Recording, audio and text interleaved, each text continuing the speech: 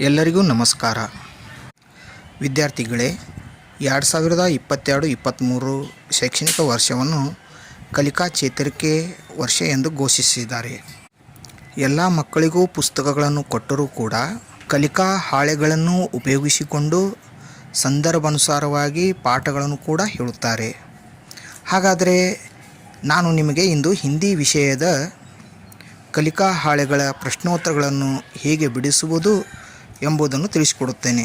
ಅದಕ್ಕಿಂತ पूर्वದಲ್ಲಿ सीखने के प्रतिफल है. यहाँ 11 दिए गए हैं आठवीं कक्षा के लिए. पहला है अक्षरों का स्वरूप, दूसरा है कहानी, कविता आदि को वर्ण मात्राओं को सीखना, तीसरा है संयुक्ताक्षर के बारे में जानकारी लेना, चौथा है गद्य पद्य रचनाओं को सुनना और पढ़ना, पांचवा है कोई अपनी अनुभव घटनाओं को शब्दों में लिखना, छठा है आपस में वार्तालाप या संवाद करके लिखना, सातवां है रचनाओं को पढ़कर चर्चा करना, आठवां है समानार्थक शब्द विलोमार्थक शब्द के बारे में समझना, नौवां है दिए हुए लेख को पढ़कर व्यक्तियों और प्राणियों को नामों को समझना, 10वां है हिंदी गिनती के बारे में समझ लेना, 11वां है पत्र लेखन. अब रूपनात्मक मूल्यांकन के लिए 2 सीखने के पल लिया गया है. रूपनात्मक 2 के लिए 3 सीखने का पल लेना है. इसमें ज़्यादा कम कर सकते हैं आपके अनुसार. और कुल मिलकर संकलनात्मक मूल्यांकन के लिए 5 लेना है या 6 लेना है. आइए, पहला सीखने का पल है अक्षरों के स्वरूप तथा ध्वनियों को पहचानेंगे. पहला गतिविधि है वर्णमाला का परिचय. वर्णमाला का स्पष्ट उच्चारण करना है. पहले हमें बताना है, फिर बच्चों से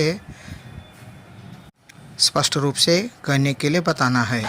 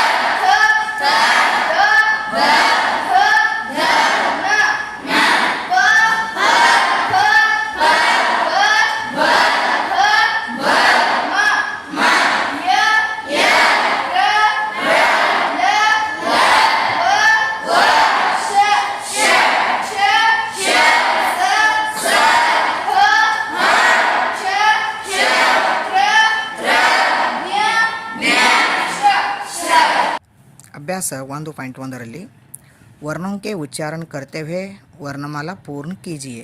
अब तक आप लोगों ने स्वर और व्यंजन के बारे में जानकारी प्राप्त कर लिए है. अब क्या करना है, काले जगह छोड़ दिए गए हैं उसमें स्वर और व्यंजन को भर्ती करना है. ऐसे इधर एक छात्र ने भर्ती किया है, समझ लीजिए और ऐसा ही सुंदर लिखावट लिखने के लिए प्रयास कीजिए. मಕ್ಕಳೇ, अभ्यास 1.2 दिए गए अक्षर का पहला अक्षर काली जगह में लिखिए. ಇಲ್ಲಿ ಸ್ವರ ಮತ್ತು ವ್ಯಂಜನಗಳನ್ನು ಕೊಟ್ಟಿದ್ದಾರೆ. ಪೈಲಾ ಅಕ್ಷರ ಅಂದರೆ ಅದರ ಹಿಂದಿನ ಅಕ್ಷರ ಯಾವುದು ಎಂಬುದನ್ನು ಗುರುತಿಸಬೇಕು. ಇಲ್ಲಿ ಮೊದಲನೇದಾಗಿ ನೋಡಲಾಗಿ ಎ ಇದೆ. ಎ के पहला का अक्षर होता है रू. ಎದ ಮೊದಲನೇ ಅಕ್ಷರ रू. ज का पहला अक्षर है छ. आ का पहला अक्षर है अ. ड का पहला अक्षर है ठ. आहा का अक्षर पहला का है अम. ऊ का पहला अक्षर है ई. श का अक्षर है पहला का अक्षर श. और ग का ख है. और र का य.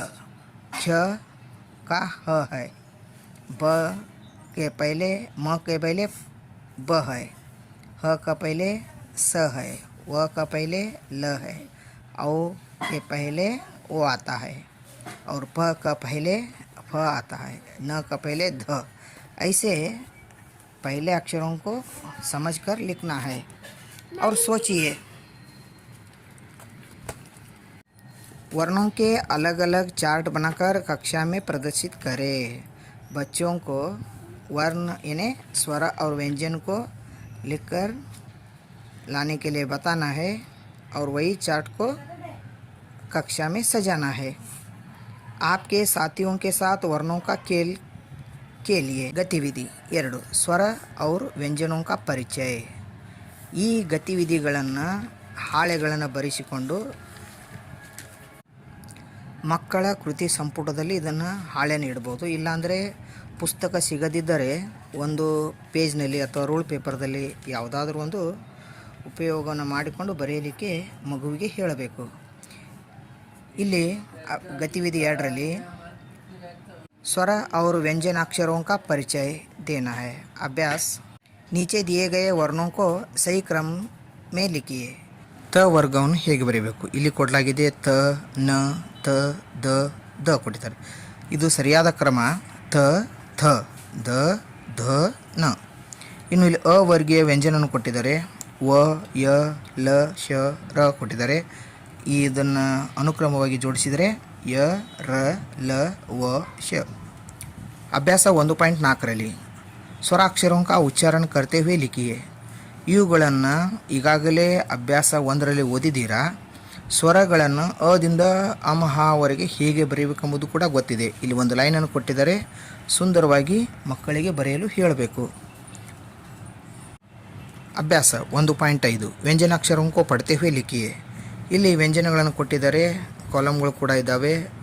ಸುಂದರವಾಗಿ ಅದರಂತೆಯೇ ಸ್ಪಷ್ಟ ಉಚ್ಚಾರ ಮಾಡ್ತಾ ಬರೆಯುವುದನ್ನು ಕಲಿಬೇಕು. ಇಲ್ಲಿ ಕ ಯಾವ ರೀತಿ ಮಗು ಬರೆದಿದೆ ನೋಡಿ, ಇದೇ ಟೈಪ್ ಮಕ್ಕಳು ಕೂಡ ಬರೀಲಿಕ್ಕೆ ಪ್ರಯತ್ನ ಮಾಡಿ. ಇನ್ನು ಅಭ್ಯಾಸ 1.6 निम्नलिखित अक्षरों में से स्वर और व्यंजनों को चाटकर अनुक्रम में लिखिए. ಇಲ್ಲಿ ಸ್ವರನೂ ಇದೆ, ವ್ಯಂಜನಗಳಿದ್ದಾವೆ. ಅವುಗಳನ್ನು ನಾವು ಆರಿಸಿಕೊಂಡು ಅನುಕ್ರಮದಲ್ಲಿ ಬರೀಬೇಕು. ಈಗ ಉದಾಹರಣೆಗೆ ಚ ಅಂದರೆ ವ್ಯಂಜನದಲ್ಲಿ ಬರೆಯೋದು, ಈ ಅಂದರೆ ಹೀಗೆ ಬರೆಯಬಾರ್ದು, ಅನುಕ್ರಮದಲ್ಲಿ ಬರೆಯಬೇಕು. ಈಗ ಒಂದೊಂದಾಗಿ ನೀವು ನೋಡ್ತಾ ಹೋಗಿ ಅವುಗಳನ್ನು ಬೇರೆ ಬರೆದುಕೊಂಡಾದರೂ ಬರೆದುಕೊಳ್ಳಿ. ಇಲ್ಲಿ ಉದಾಹರಣೆಗೆ ಮಗು ಬರೆದಿದೆ ಸ್ವರ ಆ, ಈ, ಉ, ಊ, ಎ, ಓ, ಅಂ, ಅಹ. ಇದು ಅನುಕ್ರಮ ಇದೆ. ಇನ್ನು ವ್ಯಂಜನಗಳನ್ನು ಕೂಡ ಮಗು ಬರೆದಿದೆ, ನೋಡಿಕೊಂಡು ಬರೀಲಿಕ್ಕೆ ಪ್ರಯತ್ನಿಸಿ. अभ्यास 1.7 स्वर अक्षरों पर गोल निशान और व्यंजन अक्षरों पर चौक निशान लगाना चाहिए. ऐसे निशान दिया गया है. स्वर हो तो गोल लगाना है और व्यंजन हो तो चौकाकार. उदाहरण के लिए यहाँ आ दिया गया है, इसे गोल लगाया दिया गया है छात्र. ट है, इसे चौक दिया गया है. म को व्यंजन है यह, इसलिए चौक. ऊ स्वर है, इसको गोलाकार दिया गया है. रू गोलाकार. छ है, इसे क्या करना चाहिए? चौक. आई को गोलाकार, प को चौक, अ को भी यहाँ गोलाकार. स्वर है, क को व्यंजन है, इसलिए चौक. वहाँ निशान दिया गया, वैसा ही करना है. आगे का आप सोचकर ऐसे कीजिए.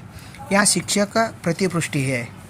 यह शिक्षक का काम होता है कि यह छात्र किस प्रकार लिखा है, किस प्रकार पढ़ा है, प्रश्नों का उत्तर दिया है या नहीं, इसके बारे में सोचकर मैंने तो यहाँ इस छात्र के बारे में देखकर यह लिखा है कि छात्र पढ़कर समझ सकते हैं.